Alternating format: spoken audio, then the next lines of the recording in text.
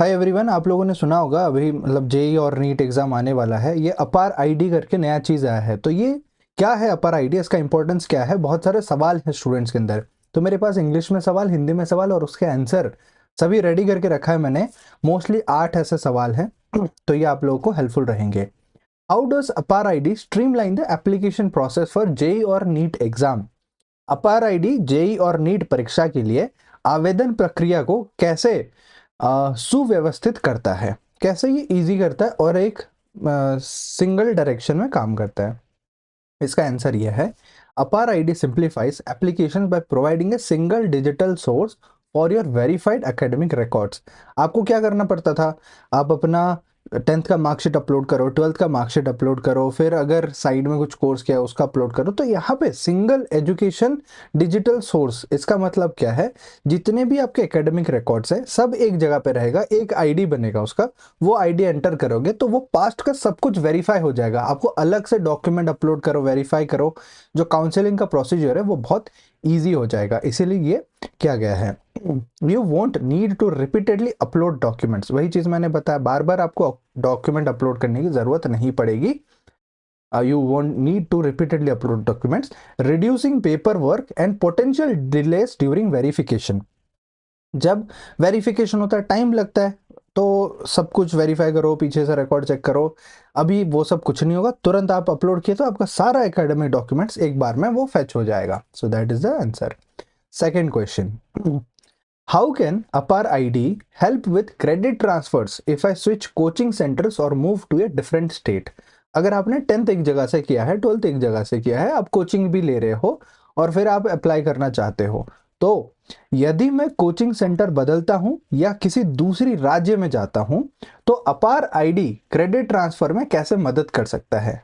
अपार आईडी का mainly reason यह है कि क्रेडिट ट्रांसफर, अगर आप हायर एजुकेशन करते हो, 4 साल का आपका कोर्स है, इंजीनियरिंग कर रहे हो, 2 साल पढ़ते हो फिर छोड़ देते हो, बाद में करना चाहते हो तो वापस फर्स्ट ईयर से ज्वाइन करना पड़ता था। अभी क्या होगा, क्रेडिट ट्रांसफर हो जाएगा 2 साल का, तो वो 2 साल के क्रेडिट को यूज करके आप डायरेक्टली थर्ड ईयर से शुरू कर सकते हो। यही है इनका system. Linked to the academic bank of credits ABC, APAAR ID enables easier transfer of credits from courses और programs you have completed। जो आप कंप्लीट कर चुके हो वो इजीली वो क्रेडिट ट्रांसफर हो जाएगा। ठीक है, this is helpful if you change coaching centres और अटेंड प्रिपरेटरी कोर्सेज एल्सवेयर। अगर कहीं और पे आप कोई कोर्स कर रहे हो, बीच में आप ब्रेक लेना चाहते हो, करियर ब्रेक, या फिर मल्टीपल जगह से आप कर रहे हो, तब भी ये आप कर सकते हो, क्योंकि अपर आईडी जो है वो एबीसी के साथ लिंक हो जाता है, जो कि एकेडमिक बैंक ऑफ क्रेडिट्स। आगे बात करते हैं next question, will APAAR ID simplify verification during JEE और NEET counselling and admission processes? क्या APAAR ID JEE NEET counselling और प्रवेश प्रक्रिया के दौरान क्या है, सत्यापन यानी कि कितना सही है, वो जो वेरिफिकेशन होता है वो सही है, कितना सत्यापन को आसान बना देगा? बिल्कुल। कैसे इजी बनाएगा? Yes, during counselling and admissions your APAAR ID allows quick access to your verified academic document. काफी बार क्या होता है, स्टूडेंट्स, देखो आप लोग अच्छे हो बट कभी कभार कोई ऐसे शरारती स्टूडेंट जो होता है वो मॉडिफाई कर लेता है, अपना मार्कशीट का फॉल्स कॉपी बना लेता है, मार्क्स बढ़ा देता है, परसेंटेज बढ़ा देता है और अपलोड करता है। तो वो बाद में जाके बहुत टाइम लगता है वेरीफाई करने के लिए और फिर जाके पकड़ा जाता है। अभी क्या होगा, फर्स्ट स्टेज में ही सबका वेरीफाई हो जाएगा, जो सही है वही होगा, आपको अपलोड करने की जरूरत नहीं है। डायरेक्टली वो बोर्ड से आ जाएगा, सीबीएसई बोर्ड हो, स्टेट बोर्ड हो, सभी के साथ लिंक होके रहेगा, वो आ जाएगा। तो वेरिफिकेशन बहुत स्पीड वे में होगा, ज़्यादा टाइम नहीं लगेगा। रिजल्ट आया, वेरीफाई हुआ, काउंसलिंग हुआ, एडमिशन हुआ। वैसे reducing the time and effort spend on manual verification, जो मैनुअली वेरीफाई करना पड़ता था किसी इंसान को बैठ के, वो ऑटोमेट हो जाएगा, प्रोसेस हो जाएगा। And streamlining these crucial processes. आगे बात करते हैं, बिसाइड्स एकेडमिक्स कैन अपार ID showcase other relevant achievements for JEE NEET aspirants? काफी बार क्या होता है, किसी का स्पोर्ट्स में होता है, ओलंपियाड होता है, तो स्पोर्ट्स का क्राइटेरिया भी होता है, ओलंपियाड होता है, तो वो सभी अगर कोई स्टूडेंट अचीव करता है, क्या वो भी लिंक हो जाएगा, वो रेफरेंस में आएगा? जी हाँ। कैसे? एकेडमिक के अलावा क्या अपार आईडी जेई नीट उम्मीदवारों के लिए अन्य प्रासंगिक उपलब्धियों को प्रदर्शित कर सकता है। बिल्कुल। अपार ID stores both academic records and co curricular achievements. किसी का ओलंपियाड क्लियर हो गया, किसी का कोई स्किल डेवलपमेंट प्रोग्राम में उसने रिजल्ट किया, या फिर कोई भी अचीवमेंट किया, वो सब कुछ achievement, academic achievement, non academic, co curricular achievement सब अपार आईडी में आ जाएगा। And co curricular achievement such as participation in olympiads और skill programs, this comprehensive profile can be beneficial for holistic assessment in higher education applications. आपको पता होगा, अगर आप फॉरेन वगैरह में अप्लाई करते हो तो वहाँ पे होलिस्टिक अचीवमेंट को ज़्यादा ध्यान देते हैं कि आप किसी वॉलंटियर कोई प्रोग्राम में, एनजीओ में वॉलंटियरिंग किए हो क्या, या फिर कोई डोनेशन प्रोग्राम में पार्ट लिए हो क्या, ब्लड डोनेशन कैंप में आप मेंबर थे क्या। तो ऐसे करके वो ओवरऑल डेवलपमेंट देखते हैं। जब अपार आईडी आपके पास होगा तो वो सभी डेवलपमेंट एक जगह पे चेक हो पाएगा। ठीक है, so this thing is clear. Next question, how does APAAR ID help in the long term if I pursue higher education after JEE और नीट। जेई नीट क्या होता है, वो बैचलर है, अंडर ग्रेजुएट प्रोग्राम्स। आगे चल के आप पोस्ट ग्रेजुएट या डॉक्टर लेवल प्रोग्राम करना चाहते हो, उसमें कैसे हेल्प होगा। यदि मैं जेई नीट के बाद उच्च शिक्षा प्राप्त करता हूं तो अपार आईडी दीर्घकाल में कैसे मदद करता है।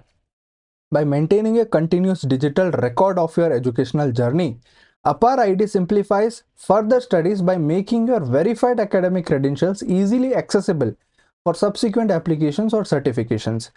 इसका भी वही मतलब है, जैसे आप 12th कंप्लीट करके जाते हो और जेई नीट में एडमिशन, मतलब एग्जाम क्लियर करके कॉलेज में एडमिशन लेते हो, तो 10th और 12th का वेरीफाई हो जाता है रिकॉर्ड्स।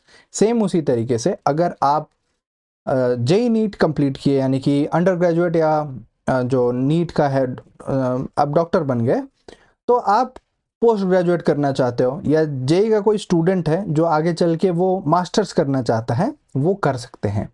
उनका अंडर ग्रेजुएट का मार्क्स वहां पे लोड हो जाएगा, वेरीफाई हो जाएगा, और वो भी प्रोसेस सिंप्लीफाई होगा। तो ये आने वाले दिनों में लॉन्ग टर्म में ये फायदा है।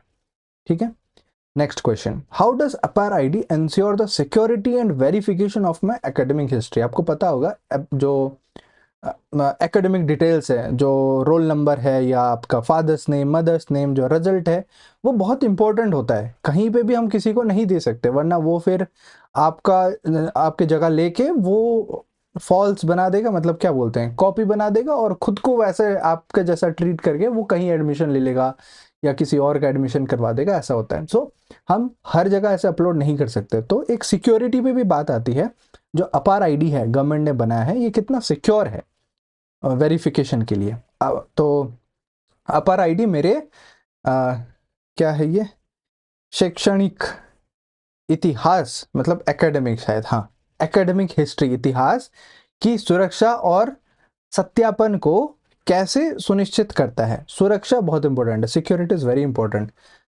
अपार ID act as a government backed digital identity. Government का सपोर्ट है, जैसे आधार है, पैन कार्ड है, ड्राइविंग लाइसेंस है, पासपोर्ट है, ये सब गवर्नमेंट रिलेटेड है। सेम अपार आईडी भी गवर्नमेंट का ही कार्ड है, जो कि डिजिटल आइडेंटिटी को आपको दिखाता है। It secures and verifies your academic records, minimizing the risk of fraud और मिस इन्फॉर्मेशन। फ्रॉड तो बिल्कुल नहीं होगा, क्योंकि जो स्टूडेंट्स कुछ हैं, जो मैंने बताया शरारती स्टूडेंट्स होते हैं जो फ्रॉड करने की कोशिश करते थे, उन्हीं से मतलब आपको बचाने के लिए और खुद गवर्नमेंट बचने के लिए ये सिस्टम लाया है। तो वो कोशिश करेगा डेफिनेटली कि किसी भी स्टूडेंट्स के साथ गलत ना हो और सारा इंफॉर्मेशन सिक्योर वे में रहे। Minimizing the risk of fraud, minimizing है मतलब कम किया जाएगा, फिर भी कुछ ना कुछ रास्ता निकाल लेंगे कुछ लोग, बट वो गलत है। This provides a trustworthy digital verification of your qualifications.